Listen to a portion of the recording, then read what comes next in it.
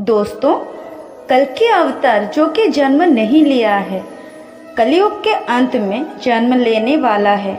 आज की इस वीडियो में मैं आपको कल्कि अवतार के जन्म की कहानी के बारे में बताने वाली हूँ। तो दोस्तों, वीडियो में आगे बढ़ने से पहले आपसे एक रिक्वेस्ट है, अगर आपको मेरी वीडियो अच्छा लगता हो तो प्लीज़ मेरी वीडियो को एक लाइक और चैनल को सब्सक्राइब करिएगा। चलिए दोस्तों, वीडियो में आगे बढ़ते हैं।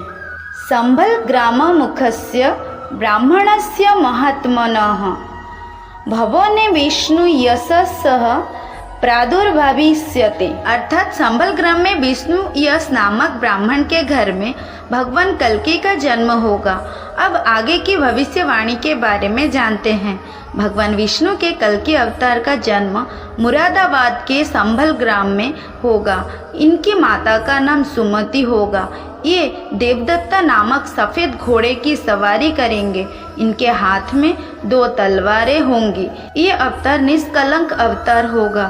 कहा जाता है कि भगवान राम में 12 गुण थे, कृष्ण में 16 गुण थे, परंतु कल्कि अवतार में कुल 64 गुण होंगे। ये अवतार इंसान को पुनः प्रकृति से जोड़ेगा। कहा जाता है कि कलयुग के अंत में जब सारी नदियां सूख जाएंगी, इंसान का इंसान से विश्वास खत्म हो जाएगा। एक स्त्री बहुत सारे मर्दों के साथ रहेंगे, हर जगह पाप को बोलबाला होगा। तब इस धरती पर कल्कि अवतार लेकर भगवान विष्णु आएंगे और पुनः धर्म की स्थापना करेंगे। कहा जाता है कि ये 7 दिव्य पुरुष आज भी कल्कि अवतार की प्रतीक्षा कर रहे हैं, जिससे परशुराम जी भगवान कल्कि के गुरु होंगे। बाकी महापुरुष भगवान कल्कि के साथ राक्षस कलि पुरुष के खिलाफ युद्ध लड़ेंगे। अब जानते हैं कल्कि पुरुष के जन्म के रहस्य। कल्कि पुरुष के जन्म के रहस्य को जानने के लिए हमें इस सृष्टि के रचना स्रोत के समय में जाना होगा, यानी सतयुग में। एक बार ऋषि दुर्वासा इंद्र देवता से मिलने स्वर्ग लोक गए हुए थे, परंतु इंद्रदेव वहां नहीं थे। वे किसी राक्षस का वध करके अभी स्वर्ग लोक आए हुए थे। तब दुर्वासा ऋषि ने उनके स्वागत के लिए फूलों की माला दिए।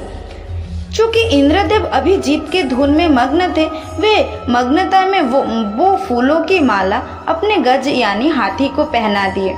और जब पुनः सभा शुरू हुई तो दुर्वासा ऋषि उनसे मिलने आए तो देखा कि उनके फूलों की माला हाथी के पैरों में पड़ा था। यह देख दुर्वासा ऋषि को क्रोध आ गया और उन्होंने श्राप दे डाला कि जिस ऐश्वर्य में तुमने मेरे उपहार का अपमान किया, वो ऐश्वर्य तुमसे छीन जाएगा। उसके बाद धन और मान की हानि होने लगी। देवता कमजोर होने लगे। तब सभी भगवान विष्णु के पास पहुँचे। भगवान विष्णु ने उन्हें समुद्र मंथन के लिए कहा। चूंकि देवता अभी कमजोर थे, इसलिए इंद्रदेव ने असुरों के राजा बलि से समुद्र मंथन के लिए मदद मांगी। पहले तो राजा बलि ने देवताओं को मना कर दिया। वे जानते थे कि देवता असुरों के साथ छल करेंगे, परंतु शुक्राचार्य के कहने पर राजा बलि इस शर्त पर तैयार हुए कि जो भी समुद्र मंथन में निकलेगा उसका बंटवारा होगा। तब मंदराचल पर्वत को गरुड़ देव ने अपने चोंच में उठाकर क्षीर सागर में रखा और सर्पराज वासुकी को उस पर्वत में लपेटकर रस्सी के रूप लिया गया। राक्षस गण वासुकी नाग के मुख की ओर और देवता पूंछ की ओर लगे थे, परंतु मंथन हो नहीं पा रहा था क्योंकि मंदराचल पर्वत का आधार घूम नहीं रहा था।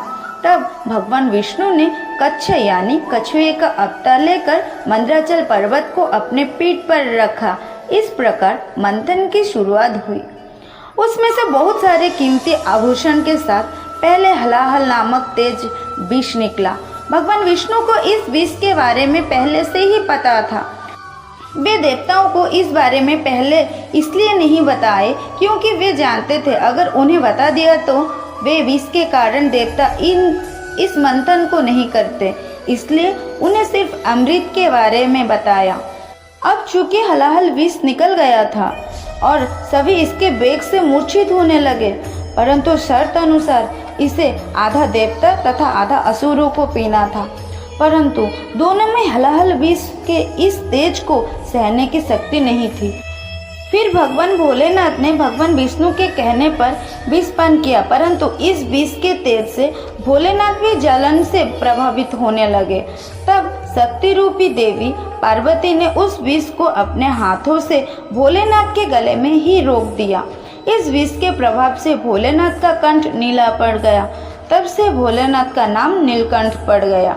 परंतु इस क्रिया में विष की एक बूंद राक्षस कली के मुख में जा गिरा और कली का शरीर तो खत्म हो गया। और फिर आगे जब मंथन हुआ तो उसमें से कामधेनु गाय निकली, जिसे ऋषियों ने रखा। उच्चस्व अश्व जो राजा बलि ने ग्रहण किया।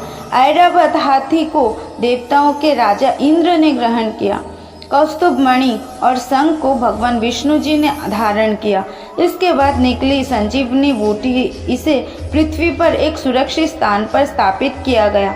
ये वही संजीवनी बूटी है जिसे रामायण काल में लक्ष्मण को दिया गया था। और इसके बाद धन संपदा लेकर लक्ष्मी जी निकली। सभी देवता, ऋषि, मुनि एवं राक्षस लक्ष्मी देवी को रखना चाहते थे, परंतु लक्ष्मी जी ने खुद विष्णु जी को ग्रहण किया। चंद्रमा निकले तो भोलेनाथ ने ग्रहण किया। इसके बाद परिजात वृक्ष और कल्प वृक्ष निकला, जिसे स्वर्ग में स्थापित किया गया।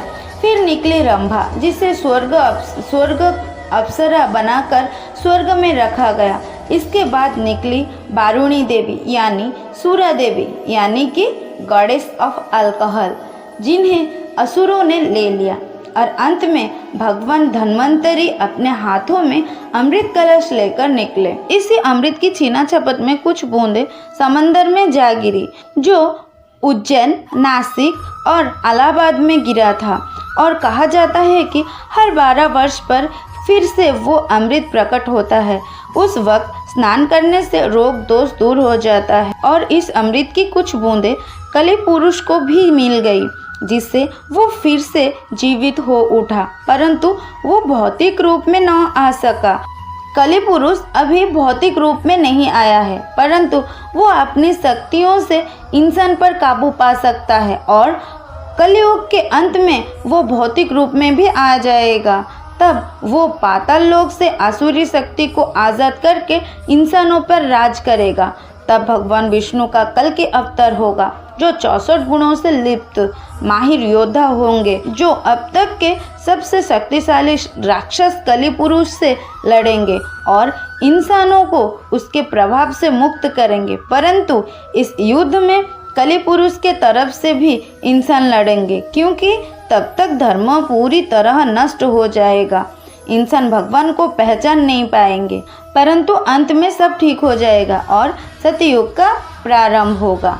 तो दोस्तों, कल के अवतार के जन्म की कहानी के बारे में आपको कैसा लगा, कमेंट बॉक्स में ज़रूर बताइएगा।